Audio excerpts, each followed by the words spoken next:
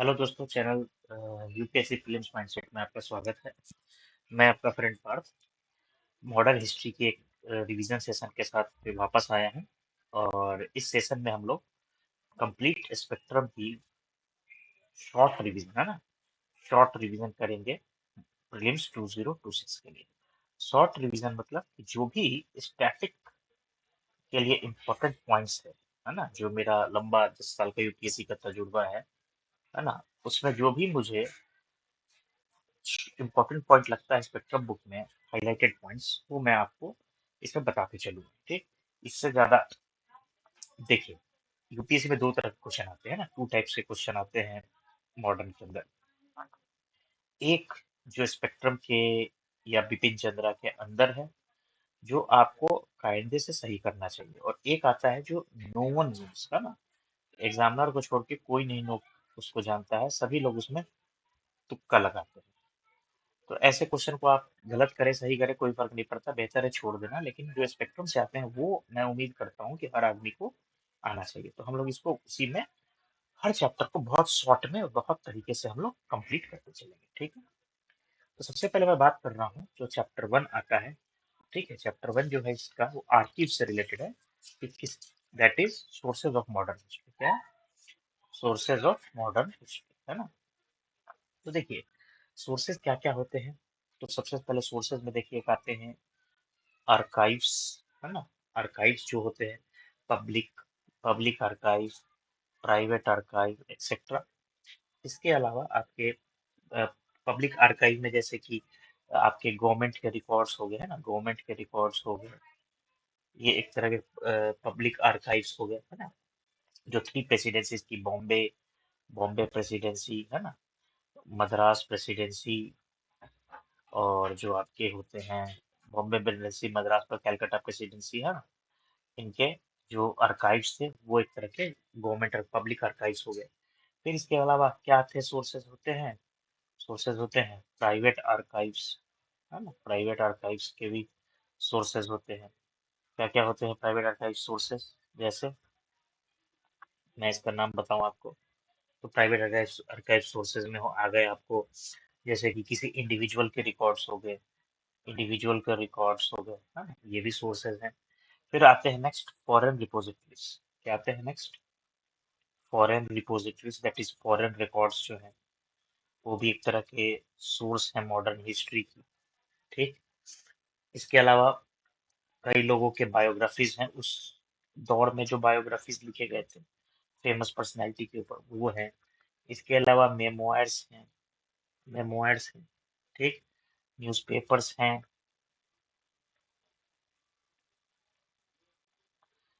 Journals हैं। तो ये सारे आपके एक तरीके के सोर्सेज हैं मॉडर्न हिस्ट्री के। सर इससे सवाल बन सकता है, बिल्कुल बखूबी बन सकता है इससे सवाल। क्या क्या बन सकता है इससे सवाल? पूछ लेगा कि क्या इनमें से कौन कौन से मॉडर्न हिस्ट्री के सोर्सेज हैं। ठीक है, तो उस हिसाब से ऑप्शन पे आप देख सकते हैं।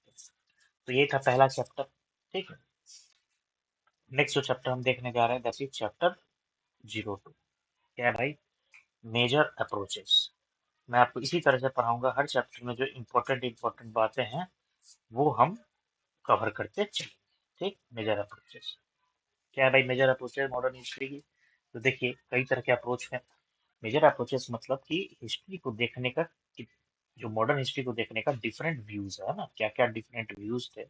जैसे कॉलोनियल हिस्टोरियन के अलग व्यूज थे, different views regarding modern history, nationalist school के अलग व्यूज थे। तो उसी से रिलेटेड हम लोग बात करेंगे इस चैप्टर में। और यहाँ पे क्या इंपॉर्टेंट है, यहाँ पर इंपॉर्टेंट है कि कौन सा व्यूज किस चीज को सपोर्ट करता था, और उसके एक तो जो आपके मेजर एक्सपोनेंट है, एक्सपोनेंट मतलब पर्सनैलिटी उस स्कूल के है ना। तो सबसे पहले देखिए हम लोग जो आता है दैट इज कॉलोनियल अप्रोच। क्या है पहला? सबसे पहला जो आता है that is colonial approach. Colonial approach में नाम से ही पता चल रहा है कि मेनली इसमें कौन होंगे, मेनली इसमें जो होंगे ब्रिटिश हिस्टोरियंस होंगे है ना। इसमें मेनली ब्रिटिश हिस्टोरियंस थे। ठीक, कौन कौन थे भाई? तो जैसे मैं आपको इनमें कुछ फेमस नेम्स बता दूं, जेम्स मिल आ सकता है कल को मैच द कॉलम टाइप है ना, James Mill, Vincent Smith, these are some of the famous names mentioned in Spectrum as well as Bipin Chandra, है ना। ये लोग इस अप्रोच के एक्सपोनेंट थे, और ये इंडियन इंडियन सोसाइटी को बैकवर्ड मानते थे, यानी ये क्रिटिक ऑफ इंडियन सोसाइटी। बस इतना याद रखिए, इंडिया को नीचा समझते थे, नीचा दिखाते थे, और अपने वेस्टर्न कल्चर के लिए बहुत आगे उसको अहेड मानते थे, वेस्टर्न कल्चर को। नेक्स्ट अप्रोच था नेशनलिस्ट स्कूल, है ना। नाम से पता चल रहा है, जो इंडियन जो स्कॉलर्स थे उन्होंने नेशनलिस्ट स्कूल बनाया, ठीक है। ये एक तरह का रिस्पॉन्स था किस चीज से रिलेटेड, कि भाई इंडियन कल्चर भी काफी डेवलप था, और इन्होंने इंडियन कल्चर को सुपीरियर बताने की कोशिश की वेस्टर्न कल्चर को। इन्होंने बताने की कोशिश की कि भाई इंडिया जो है पिछड़ा नहीं था, वो ब्रिटिश का एक साजिश था इंडिया को पीछा दिखाना। इसके बहुत फेमस एक्सपोनेंट थे आरसी मजूमदार, आरसी मजूमदार। और कौन फेमस थे, जैसे ताराचंद, ठीक है। ये लोग इस स्कूल के बहुत फेमस हिस्टोरियंस थे। नेक्स्ट, मार्क्सिस्ट अप्रोच या मार्क्सिस्ट स्कूल। मार्क्सिस्ट स्कूल के एक्सपोनेंट पहले मैं बता दूं, आरपी दत्त थे, ए आर देसाई थे, है ना। ये सब नाम आपको ध्यान रखना चाहिए।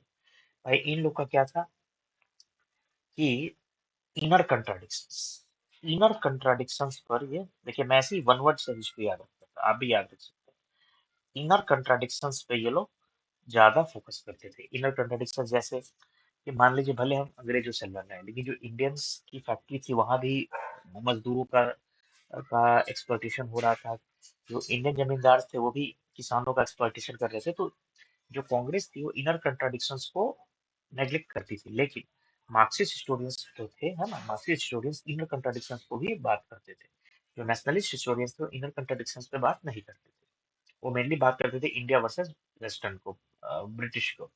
जबकि मार्क्सिस्ट हिस्टोरियंस बात करते थे कि सिर्फ ब्रिटिश ही क्यों, इंडियन इंडियंस जो थे वो एक्सप्लॉइटेशन कर रहे थे। एक तरह से कह सकते हैं कि मार्क्सिस्ट हिस्टोरियन का अप्रोच जो था वो इंडियंस को वो था, गरीबों के माध्यम से आप एक तरह से कह सकते हैं हिस्ट्री को लिखा गया है।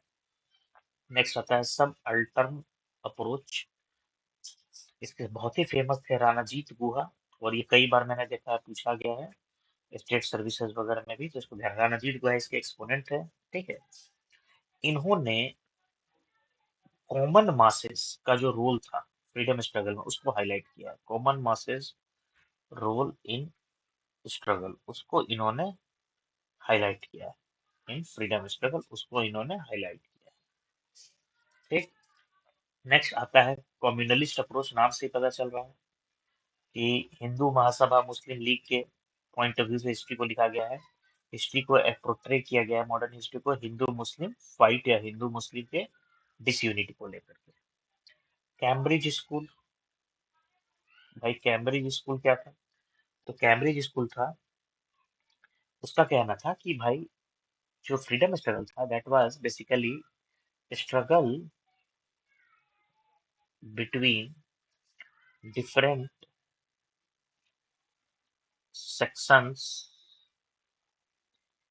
of Indians to reap benefits from British, British Raj से बेनिफिट के लिए डिफरेंट सेक्शंस में स्ट्रगल था, और फाइट था, कंपटीशन था। लिबरल अप्रोच, लिबरल या न्यू लिबरल अप्रोच, ये भी एक अप्रोच था हिस्ट्री का, मॉडर्न हिस्ट्री को देखने का, ठीक है। ये क्या था, इनका कहना था कि जो इकोनॉमिक एक्सप्लॉइटेशन हो रहा था कॉलोनीज का, है ना, वो बेनिफिशियल नहीं था ब्रिटेन को। क्यों, क्योंकि जो फोकस ब्रिटेन अपनी कॉलोनीज पे दे रहा था वो अपने देश में नहीं दिया, जिसकी वजह से अपने देश में, इतना लंबा मैं लिख नहीं पाऊंगा, है ना, जिसकी वजह से अपने देश में उनके इंडस्ट्रीज पे डेवलपमेंट में डिले होंगे। ऐसा करा था लिबरल अप्रोच।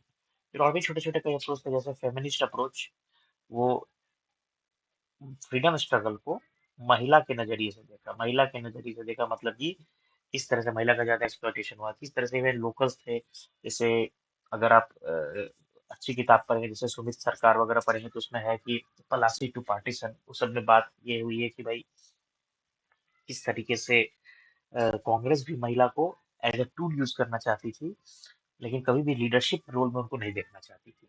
तो इस तरह से फेमिनिस्ट अप्रोच है। ठीक है, ये सब तो कई अप्रोचेस थे। इस प्रकार हमने सेकंड चैप्टर खत्म किया। नेक्स्ट हम देखने जा रहे हैं थर्ड चैप्टर।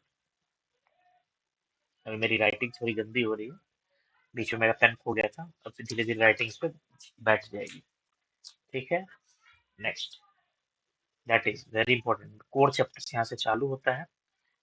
ये तीन चैप्टर आज हम कर लेंगे। That is advent of Europeans in India. Very important chapter है ना। आप चाहे तो शॉर्ट रिवीजन के थ्रू पढ़ सीख सकते हैं। एडवेंट ऑफ यूरोपियंस क्या है, थोड़ा सा मैं इसको पॉइंटर को लंबा करने की कोशिश कर रहा हूँ।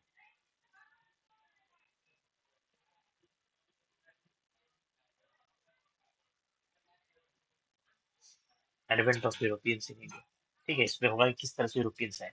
तो देखिए, जो फर्स्ट यूरोपियन आए इंडियन है ना, फर्स्ट यूरोपियन जो इंडियन धरती पर आए वो थे पोर्टुगीज। कौन थे? पोर्टुगीज। ठीक। अच्छा, पोर्टुगीज इंडिया में आए तो किस तरह से आए? सी रूट से आए। किस तरह से आए? सी रूट से आए। इसमें इंपॉर्टेंट क्या है मैं आपको बता रहा हूँ। इसमें जो जो चीज इंपॉर्टेंट लगेगा मैं आपको बताते चलूंगा कि क्या था, कॉज क्या था उनके आने का, है ना। कॉज क्या था, इसमें कुछ ज्यादा फैक्चुअल नहीं है, लेकिन मैं आपको बता रहा हूँ कि कॉज क्या था पोर्टुगीज के आने का। तो ठीक है, एक तो यूरोपियंस जब बीच का रास्ता है ना, कॉन्स्टेंटिनोपल जो है वो टर्क्स के हाथ से गिर गया, तो उनको था कि भाई डायरेक्ट सी रूट चाहिए। क्या चाहिए? एक सेकंड, डायरेक्ट सी रूट। और डायरेक्ट सी रूट के लिए, डायरेक्ट सी रूट चाहिए था उनको। ठीक है, डायरेक्ट सी रूट एक कॉज था जिसकी वजह से वो इंडिया की तरफ बने। ठीक है, इसके अलावा एडवांसमेंट हुआ शिप बिल्डिंग में। इसमें ये मैं बात कर रहा हूँ कि क्या क्या फैक्टर्स था जो इंडिया की तरफ ड्रिफ्ट किया। एडवांसमेंट हुआ शिप बिल्डिंग में यूरोप में। ठीक है, इसके अलावा जो इकोनॉमिक प्रोग्रेस हुआ, कहाँ? यूरोप में। तो कहीं पर भी इकोनॉमिक प्रोग्रेस होगा तो आपके पास ज्यादा पैसा रहता है तो आप फिर अब विदेश घूमने जाते हैं ना। तो इकोनॉमिक प्रोग्रेस जब यूरोप में हुआ तो फिर अब वहाँ की ढेर सारी कॉलोनीज चाहिए, तो फिर कॉलोनीज की तरफ एक्सप्लोरेशन शुरू हुई, है ना। इसके अलावा उन जब इकोनॉमिक प्रोग्रेस हुआ तो लग्जरी गुड्स की डिमांड बढ़ी, तो लग्जरी गुड्स की डिमांड बढ़ी तो लोग न्यू न्यू कॉलोनीज की तरफ एक्सप्लोरेशन शुरू किया। ठीक है, इसके अलावा एक यहाँ पे इम्पोर्टेंट बात आती है कि प्रिंस हेनरी की चर्चा जरूर होती है। Prince Henry of Portugal. ठीक है, कहते हैं कि इनको एक धुन सवार हुआ था, ऑब्सेशन हुआ था एक्सप्लोरेशन का। ऑब्सेशन फॉर एक्सप्लोरेशन हुआ था। ठीक है, ठीक है, फॉर एक्सप्लोरेशन और for sea route to India, उसके लिए इनके एक धुन सवार हुआ था। ठीक, इसके अलावा एक बहुत फेमस यहाँ ट्रीटी होती है जो आपको ध्यान रखना है प्रीलिम्स के पॉइंट ऑफ व्यू से। Treaty of Tordesillas. Treaty of Tordesillas, ये मोस्ट इंपोर्टेंट पॉइंट अभी तक का आ रहा है। ट्रीटी ऑफ टोर्सेलस ये क्या था? ट्रीटी ऑफ टोर्सेलस जो था, इसमें पोर्चुगल और स्पेन ने, किसने? पोर्चुगल एंड स्पेन ने, है ना, नॉन क्रिश्चियन वर्ल्ड का डिवीजन किया था आपस में। नॉन क्रिश्चियन वर्ल्ड का डिवीजन किया था आपस में। ठीक है, डिवीजन किया था आपस में। तो और ऐसा इसमें एक ट्रीटी में बात हुई थी कि एक लाइन खींचा गया था अटलांटिक में। कहा? अटलांटिक में एक लाइन खींचा गया था जिसके ईस्ट में सब कुछ पोर्चुगल एक्सप्लोर करेगा और वेस्ट में स्पेन को एक्सप्लोर करेगा। आप एक तरह से समझ सकते हैं कि ईस्ट की जहां तक बात आई तो उसी नाते वो फिर इंडिया का भी एक्सप्लोरेशन हुआ। ठीक है, एक है और इम्पोर्टेंट फैक्ट जो मुझे नजर आ रहा है, जो मैं अपने हाईलाइटेड पॉइंट्स में रखता था, वो ये था कि पोर्टुगीज नेविगेटर एक थे। पोर्टुगीज नेविगेटर थे, है ना, जिनका नाम था बार्थोलोम्यू डायस।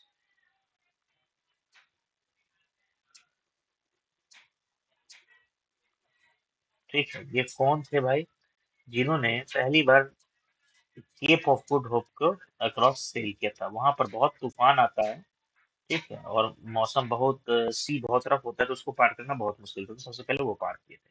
ठीक। अब हम आते हैं नेक्स्ट। सबसे पहले चीज, वास्को ड गामा। सबको ही जानता है वास्को ड गामा कौन था, ठीक है, जिसने इंडिया सबसे पहले 1487 में, है ना, 1487 में कहाँ लैंड किया था? कैलीकट में, केरला में, है ना, कैलीकट में लैंड किया था। और उनके जो कैप्टन थे, गुजराती पायलट थे, याद रखने का है इस फैक्ट, क्योंकि यूपीएससी अब इन फैक्ट्स पे कूद रहा है, जिसका नाम था अब्दुल मजीद। अब्दुल मजीद, है ना। कौन रिसीव किया था इनको? तो रिसीव कौन किया था वास्को ड गामा को? तो हिंदू रूलर थे कैलीकट के, जैमोरिन, है ना। ठीक है, जैमोरिन, समुथीरी भी कहते हैं, जैमोरिन, हिंदू किंग ऑफ कालीकट, इन्होंने इनको रिसीव किया था। ये सब उसके बाद कथा कहानी है, जो हम लोग को बहुत ज्यादा इंपॉर्टेंट नहीं है हम लोग के लिए। ठीक है, इसके अलावा एक इम्पोर्टेंट फैक्ट नेक्स्ट मैं आपको बता रहा हूँ। कहानी जब आगे बढ़ती है, जब धीरे धीरे ट्रेडिंग अपना बढ़ाने लगते हैं पोर्टुगीज इंडियन कोस्ट पे, है ना, तो उसमें मैं आपको बता दूं, एक इम्पोर्टेंट बात आती है, एक इम्पोर्टेंट नाम आता है, जिसका नाम है पेड्रो अल्वारेज कैब्रल, है ना, पेड्रो अल्वारेज कैब्रल। ठीक है, उन्होंने एक फैक्ट्री स्टैब्लिश की थी कैलिकट में।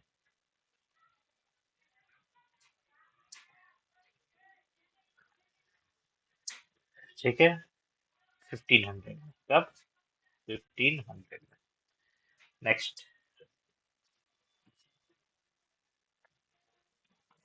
इन्होंने, इसका लंबी चौड़ी कहानी है कि कैब्रल ने बम्बार्डिंग भी की थी कैलिकट में, और वहां के जो रूलर्स थे उनसे डील भी कर लिया था। नेक्स्ट जो इंपॉर्टेंट बात आती है, वास्को ड गामा इंडिया आया था, हाँ, 1501 में एक बार और आया था। ठीक है, और फिर उसके बाद कुछ ज्यादा इंपॉर्टेंट है नहीं। कौन कौन से इंपॉर्टेंट सेंटर्स थे पोर्टुगीज के? तो इंपॉर्टेंट सेंटर्स थे पोर्टुगीज के, मैं आपको बता दूं। एक था आपका कैलिकट, कैनानोर, और कोचिन, जो आज का आपका कोची है। ये सब इंपॉर्टेंट ट्रेड सेंटर थे पोर्टुगीज के। अभी मैं गया भी था तो ये कोची घूमने, तो वहाँ एक फोर्ट कोची एरिया है, जहाँ पर पोर्टुगीज का पूरी कॉलोनी है, ओल्ड पोर्टुगीज कॉलोनी है, मैंने उसको देखा था। चलिए, हम नेक्स्ट कुछ इंपॉर्टेंट गवर्नर्स की बात करते हैं पोर्टुगीज का। तो देखिए, सबसे पहले गवर्नर आते हैं, का नाम आता है फ्रांसिस्को एल्मेडा। मैं बस एल्मेडा नाम से याद रखता हूँ। फ्रांसिस्को एल्मेडा जो थे, याद रखने का है, फर्स्ट पोर्टुगीज गवर्नर थे। He was first Portuguese governor. ठीक है, he is famous for his blue water policy. बहुत फेमस, देखिए प्रीलिम्स के पॉइंट्स यहीं से निकलते हैं। ब्लू वाटर पॉलिसी के लिए फेमस थे। अब क्या था ये ब्लू वाटर पॉलिसी, है ना, क्या था ये blue water policy? He wanted mastery over the Indian Ocean, wanted to make Portuguese the master of, wanted to make Portuguese master of Indian ocean. ठीक है, ये पोर्टुगीज को मास्टर ऑफ इंडियन ओशियन बनाना चाहते थे। यही था इनका ब्लू वाटर पॉलिसी। डायरेक्ट इससे ऑब्जेक्टिव क्वेश्चन आए हैं और आते रहेंगे, तो मैं ऐसे ऐसे पॉइंट पे फोकस करूंगा, है ना। नेक्स्ट जो नंबर में आते हैं, ठीक है, not in number of second, पर जो इंपॉर्टेंट है, अल्फोंसो एल्बरक्यूक्यू। अल्फोंसो एल्बरक्यूक्यू, ये बहुत फेमस पोर्टुगीज गवर्नर थे। ये किस लिए फेमस थे? 1510 में इन्होंने गोवा को कैप्चर कर लिया था फ्रॉम सुल्तान ऑफ बीजापुर, है ना, फ्रॉम सुल्तान ऑफ बीजापुर, इसलिए बहुत फेमस थे। एक और बहुत इंपॉर्टेंट चीज एसोसिएटेड है अल्फोंसो अल्बुकर्क से, कि इन्होंने अपने शासनकाल में सती का एबोलिशन किया था। भारत में आपको पता है, भले हम कितना भी बोस्ट करें कि हमारा कल्चर ऐसे, हमारा कल्चर वैसे, तो जो विधवा महिला होती थी, उनको उनके पति के साथ जिंदा उनके फायर पे, उनकी चिता पे जला दिया जाता था। एक बहुत ही इनह्यूमन तरह का की परंपरा थी, जो लास्ट 1994 में राजस्थान में सती की एक केस देखी गई थी, उसके बाद वो एलिमिनेट हो गया, है ना। तो इन्होंने, देखिए, भले हम चीज़ अंग्रेजों से, कई ऐसी चीज थी जो हमको देकर गए। पर्सनली आप मुझसे पूछेंगे तो हमसे बहुत ज्यादा वो एडवांस थे। भले साइंस में नहीं, विज्ञान में नहीं, लेकिन विचारों में हमसे बहुत आगे आज भी हैं और उस दिन भी थे, है ना। मैं फ्रांस गया था, तो मैं फ्रांस गया था तो मैंने देखा कि जैसे हम लोग के देश में क्या होता है, महिलाएं जब जेंट्स कोच में चढ़ती हैं तो कहते हैं कि ये ये अपने सीट पे क्यों नहीं बैठती हैं, हमारे सीट पे, हमारे कोच में चढ़ रही हैं। मैं फ्रांस गया तो अ, वहाँ पर मेरे साथ एक दो कॉलेज की फ्रेंड थी, वो चढ़ी, सीट नहीं थी बस में, तो बस में सीट नहीं थी तो चढ़ते वहां पे क्या हुआ फ्रांस में, कि कम से कम 20 आदमी खड़े हो गए, और खड़े होके बोले, मैम प्लीज सीट हियर, अपनी जगह छोड़ के। आपको लगता है कि हिंदुस्तान में ऐसा होगा? नहीं। कुछ जो चाहेगा कि यहीं पर महिला को गलत टच कर लिया जाए, कोई ससुरा चाहेगा कि छिड़ के बोलेगा कि इनका अपनी लेडी कोच में क्यों नहीं जाती हैं, जेंट्स कोच में आ रही हैं भीड़ बढ़ाने के लिए। तो देखिए, भले हम विज्ञान में, लोग कहते हैं कि आर्यभट्ट ने जीरो बनाया, भले हम विज्ञान वगैरह में आगे होंगे, लेकिन आपको सत्य बताऊं तो विचारों में हम तब भी पीछे थे वेस्टर्न सोसाइटी से, और आज भी पीछे हैं। भले जो इसमें अथाह देशभक्त बैठे होंगे उनको सुन के दुख लगेगा, पर ऐसी बात नहीं है, सच्चाई है। चलिए नेक्स्ट हम बात करते हैं। नेक्स्ट इंपॉर्टेंट गवर्नर जो आते हैं उनका नाम है नीनो डो कुन्हा, है ना, नीनो डा कुन्हा। तो नीनो डा कुन्हा जो थे, ठीक है, ये किस लिए फेमस है?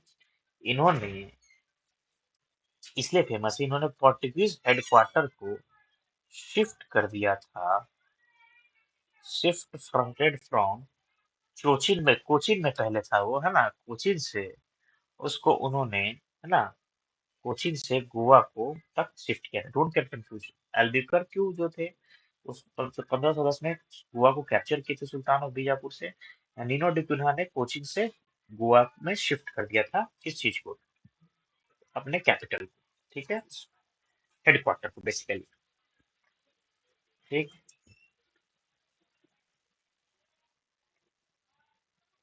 और इन्हीं के समय जो बैसिन आइलैंड था ना, आइलैंड ऑफ बैसिन, एक और इंपॉर्टेंट पॉइंट एसोसिएटेड।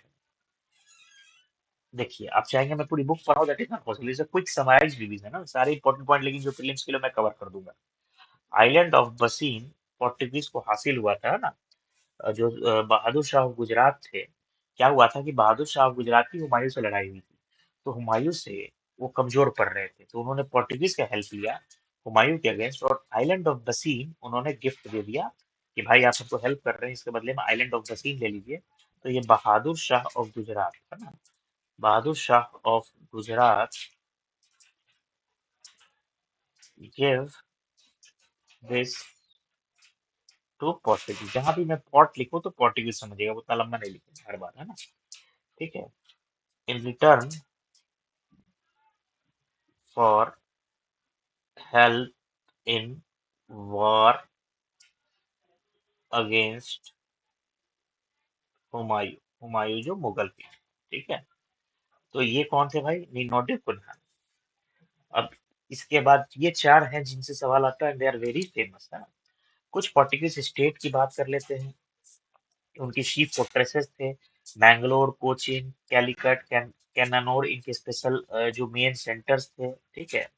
इसके अलावा इन्होंने, कुछ इंपॉर्टेंट बात यहाँ भी जानने लायक है, कि इन्होंने, ठीक है, ईस्ट कोस्ट पे सैंथोम कहाँ पर है? आज का चेन्नई।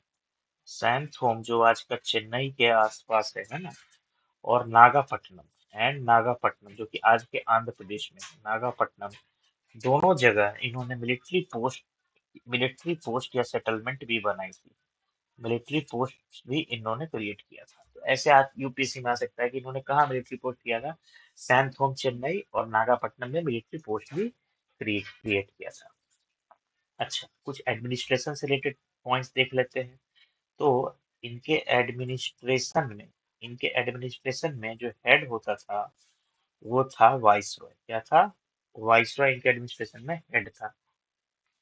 रिलीजियस पॉलिसी क्या थी देखिए, इनिशियली इनिशियली वो हिंदू को लाइक करते थे, मुस्लिम्स को डिसलाइक। उसके पीछे कारण है कि देश में वेस्टर्न कोस्ट पे भी मुस्लिम रूलर्स थे, जैसे बहादुर शाह गुजरात, मुगल्स भी थे, है ना, तो मुस्लिम्स को डिसलाइक करते थे। लेकिन आगे चल के, है ना, लेटर ऑन क्या हुआ कि ये दोनों को ही डिसलाइक करने लगे, क्या हिंदू क्या मुसलमान, है ना। चलिए नेक्स्ट, आगे हम लोग बात करते हैं इनसे रिलेटेड कुछ बात।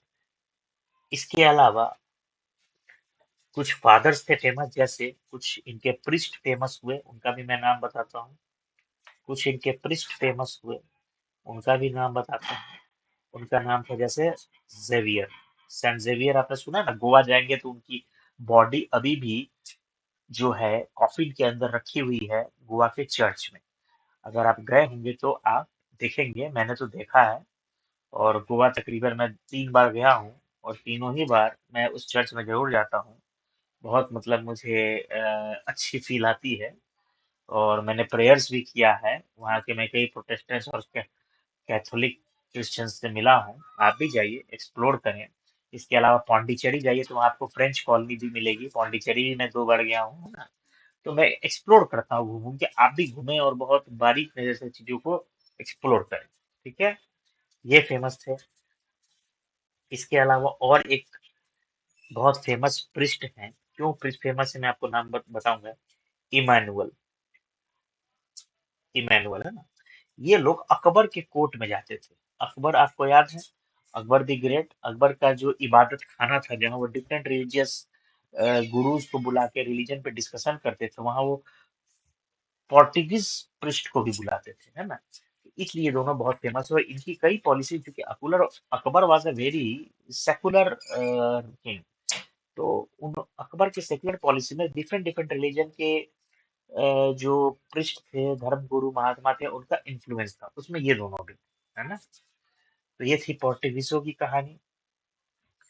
अब आगे थोड़ी बात कर रहे थे कि ऐसा क्या हुआ कि पोर्टुगीज के इंडिया से उखड़ गए, है ना। उखाड़ने वाले तो मेनली ब्रिटिश थे धीरे धीरे।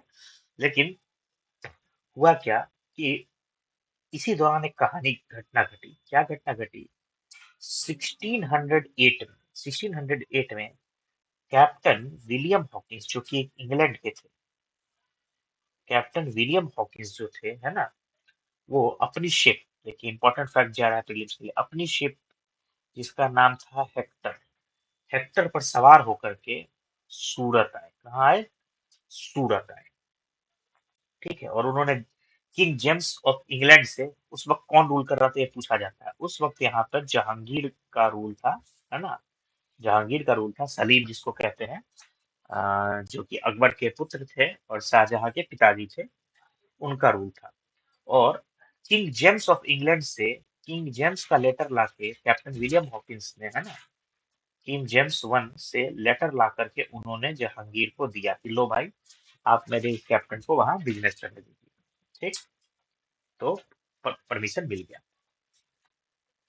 इसके अलावा क्या हुआ कि उसी दौरान कुछ स्क्रिमिसेस हुई, जैसे कि पोर्टुगीज ने क्या किया था कि नूरजहां के दासियों को कैद कर लिया था, और इसकी वजह से पोर्टुगीज धीरे धीरे इंग्लैंड इंग्लैंड को फेवर मिलने लगा मुगल्स की तरफ से, और पोर्टुगीज दूर होते चले गए, है ना।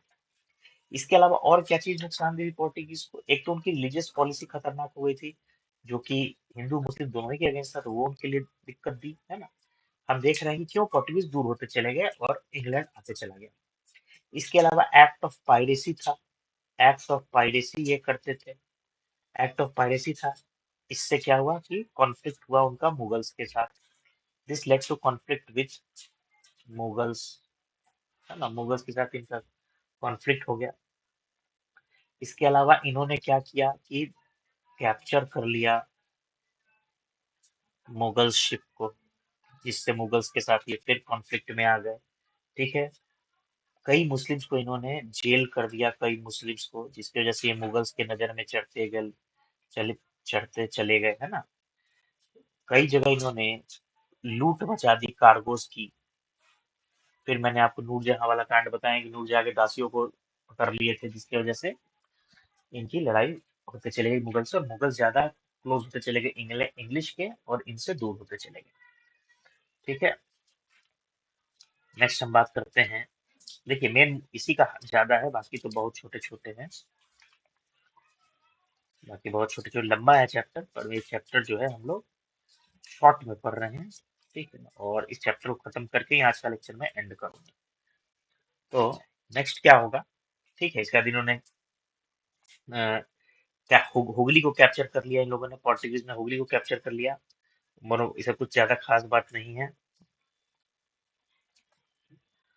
और नूर, एक चीज मैं यहाँ पे थोड़ा सा वो करेक्शन कर दूं, इट वाज नॉट नूरजहां, है ना। इन्होंने दो slave girls of Mumtaz, slave girls of Mumtaz को इन्होंने कैप्चर कर लिया, मुमताज को इन्होंने कैप्चर कर लिया, जिसकी वजह से इनकी और मुगल से भिड़ंत हो गई। उस समय शाहजहां होंगे, और इस तरह से इनका फेवर लूज होते चला गया। तो डिक्लाइन के कई कारण थे, मैं समराइज कर दो, हो सकता है यूपीएससी कल को पूछे, डिस्क्राइब करने नहीं पर पॉइंटर्स में पूछ ले कि भाई ऑप्शंस में, है ना। तो नेक्स्ट है कि जो डिक्लाइन का कारण था कि इंडिया में मराठा का राइज, है ना, एक बहुत बड़ा इंपॉर्टेंट माना जाता है। इसके अलावा पावरफुल रूलर्स आ गए कहाँ पे, इजिप्ट वगैरह में, तो वो चैलेंज करने लगे इनको, क्योंकि वो इंडिया के वेस्टर्न कोस्ट से नजदीक थे। रिलीजियस पॉलिसी जो थी, जो खतरनाक हो गई थी हिंदू मुस्लिम के अगेंस्ट, वो भी इनको ले डूबा। चौथा चीज कि ये पायरेसी करते थे, है ना, डिसऑनेस्ट ट्रेड प्रैक्टिस था इनका। ठीक है, जिसके वजह से भी ये और फेवर लूज करते चले गए। ठीक है, इसके अलावा उसी दौरान एक बहुत बड़ी डिस्कवरी हुई, है ना, किसकी डिस्कवरी हुई? Discovery of Brazil, discovery of Brazil हुआ, जिसके बाद से जो पोर्टुगीज थे वो उनका पूरा का पूरा जो फोकस था वो वेस्ट पे हो गया, तो धीरे धीरे वो इधर भी ऐसे भी ढील देते चले गए। ठीक है, इसके अलावा जो पहले इनके पास नॉलेज ऑफ द सी था, है ना, नॉलेज ऑफ द सी, अब वो सिर्फ इन्हीं की मोनोपोली नहीं रही, कई लोग को नॉलेज मिल गया, है ना। तो नॉलेज ऑफ सी अब वो मोनोपोली नहीं रहा, तो मोनोपोली नहीं रहा तो कई भी विदेशी पावर आने लगे। फिर डच, कई सारे कारण, डच के पास और आए, इंग्लैंड के पास उनके ज्यादा रिसोर्सेस थे। ठीक है, इस कारण से इनका क्या हुआ कि फिर एक और चीज हुआ, final nail in the coffin 1683 में, वो ये था कि मराठास ने इन्वेड कर लिया गोवा को। ठीक है, इस प्रकार से ये खत्म होते चले गए। सिग्निफिकेंस क्या थी भाई इनकी?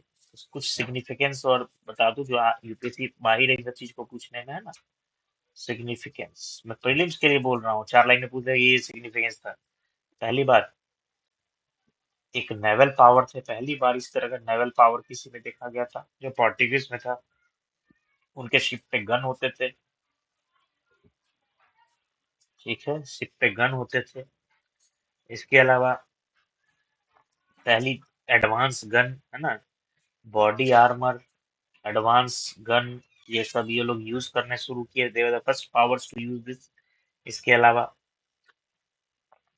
इनकी जो शिप बिल्डिंग टेक्निक थी वो भी बहुत जबरदस्त कंट्रीब्यूशन था इनका, उससे लोगों ने सीखा। ठीक है, और ये सब चीज कुछ खास बात थी जो इनका कंट्रीब्यूशन था। इसके अलावा art of gold Smith Goa में फ्लोरिश हुआ इनके आने के बाद, तो ये सब चीज इनकी होती। नेक्स्ट हम पढ़ने जा रहे हैं, that is the next to arrive was Dutch. देखिए ये ऑर्डर भी आता है, तो ऑर्डर क्या था लास्ट में हम लोग समराइज कर लेंगे। नेक्स्ट अब हम बात करने जा रहे हैं डच। डच का कैसे अराइवल हुआ, डच करने के बाद हम रोक देंगे, है ना। एक बार डच खत्म होगा फिर इंग्लिश और फ्रेंच करके हम लोग नेक्स्ट भी लंबा चैप्टर में इसकी गिनती होती है। डच आए, तो डच कब आए भाई, तो 1605 में डच है, तो याद रखिएगा पहले पोर्टुगीज, फिर डच, है ना, फिर इंग्लिश, और लास्ट टू अराइव विल भी कई बार पूछा गया, दैट इज फ्रेंच। ये ऑर्डर था। ये यूपीएससी कई बार पूछा है, पूछते रहेगा, ठीक है। पहला डचमैन जो अराइव किए उनका नाम इंपॉर्टेंट है। पहले डचमैन जो अराइव किए दैट इज हाउटमैन, है ना। क्या नाम था उनका, हाउटमैन, ठीक। नेक्स्ट, फर्स्ट फैक्ट्री डच की कहाँ आई। अच्छा, ये जो फर्स्ट हाउटमैन जो थे, है ना, ये ये सुमात्रा आए थे, ठीक है। ये मेनली आए थे सुमात्रा, जावा एंड सुमात्रा, जो आज का इंडोनेशिया, वहां आए थे। फर्स्ट डच सेटलमेंट की अगर मैं बात करूं, फर्स्ट फैक्ट्री कहाँ डच का आया था, दैट वाज मासूलीपट्टनम।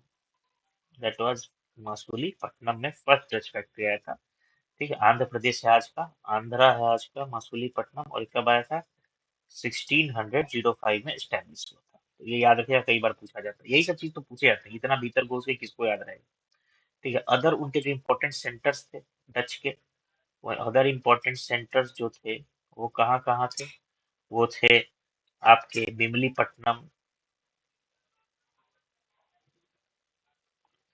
ठीक, कराईकाल, चिंसुरा, ठीक है, बारानगर,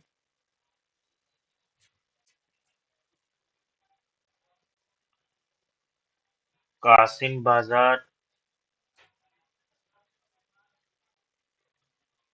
पटना, कोचिन, ये सब इनके प्रिंसिपल सेंटर्स थे, है ना, जो मेन सेंटर्स थे।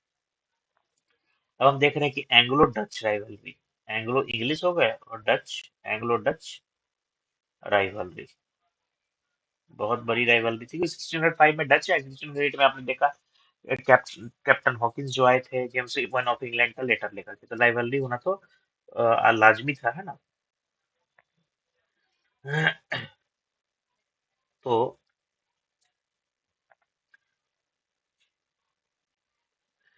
नेक्स्ट जो बात हम लोग करने जा रहे हैं कि काफी लड़ाई स्टार्ट हुई, और लड़ाई जो स्टार्ट हुई थी वो स्टार्ट हुई थी मेनली इंडोनेशिया में, एक जगह है अम्बोयना, क्या चीज याद रखिएगा, एम्बोयना में इनकी लड़ाई, कहते हैं ऐसा, राजीव सिकरी साहब अपनी किताब देखे, एम्बोयना में इनकी जो जो एक प्लेस है इंडोनेशिया में, है ना, वहां पर राइवलरी एट इट्स पीक, अपने पीक पर पहुंच गई थी, ठीक है।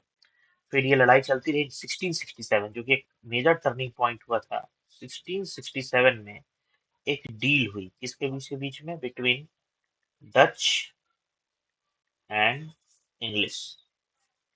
ये डील क्या हुई, ठीक है, कि इंग्लैंड जो है वो अब इंडोनेशिया पे क्लेम नहीं करेगा, इंडोनेशिया पे क्लेम, मैं इसको सही से कर दूं, ये डील क्या हुई याद रखना है, और ये डील बहुत ही इंपॉर्टेंट साबित हुई इंडिया के फेट के लिए, है ना।